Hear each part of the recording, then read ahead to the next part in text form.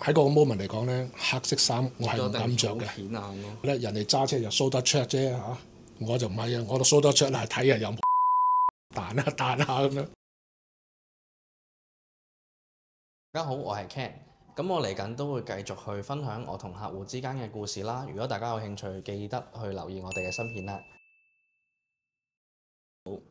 今日我就邀請咗我哋活發社嘅客戶啦，葉生。Hello， 葉生。Hello， 你好。開頭過嚟我哋呢一度嘅時候呢，你係嘅問題想主要處理啊咁樣樣。本身嚟講係頭皮好多，就希望頭皮呢個問題去解決咗佢咯。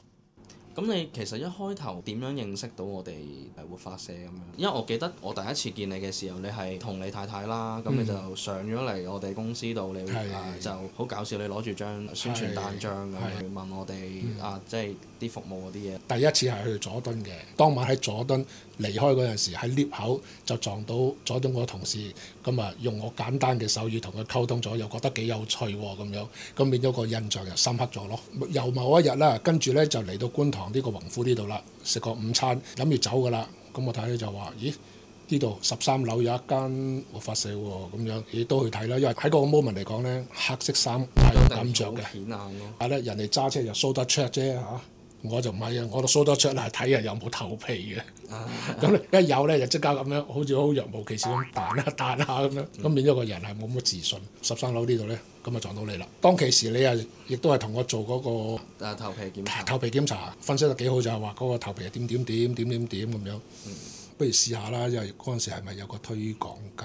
咁啊之後咪去咗沙田咯，試咗第一次都係試造價咯。做一段時間嘅療程啦，當中一路都見到個情況有好轉到啦。我哋都有啲好得意嘅嘢啊，或者係即係你用嗰個隻槍喺度噴，嗰啲頭皮好似雪落雪咁樣。嗰次真係好深刻印象咯。以前一瞓醒咧，嗰個枕頭咧係全部都係頭皮嚟嘅。但係做完療程之後嚟講咧，就係好明顯咁樣慢慢去減少咯。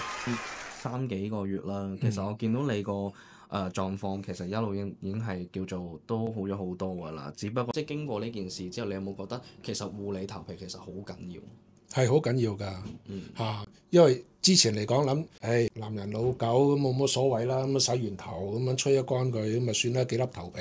咁但係咦唔係喎，始終嚟講真係要某啲 take 啲 treatment 去 keep 住嗰個狀態咁樣嘅。咁你都知道我哋公司係聽障社企啦，你自己有冇話即係會唔會覺得好得意或者咁多間之中點解我要 take 呢一間呢？就係社企，再加上佢係有呢個聘用呢個聽障，咁咧就係有少少情意結咯。葉生，好多謝你今日接受我哋嘅訪問啦。我都希望咧可以等我哋嘅觀眾咧去了解我哋多啲活發社。咁最後咧，我想邀請葉生咧同我一齊去做一個手語，我哋一齊去完結咁樣。可以。係啦。咁我哋今日就去做翻一個嘅手語啦，叫做聾健共融嘅。即係我希望咧係可以將我哋公司嘅理念啦，去傳播翻俾客戶或者係啲觀眾啦，等佢哋知道聽障嘅人士啦，同健聽嘅人士啦，我哋都係冇分你我嘅，一齊可以喺一個地方啦去合作，一齊互相去學習同埋成長咯。係啦，咁我哋睇住個鏡頭先。好，1、2、3，咁聾健，咁我哋就共融啦、合作啦，同埋支持咯。好多謝大家，我哋下次見，拜拜。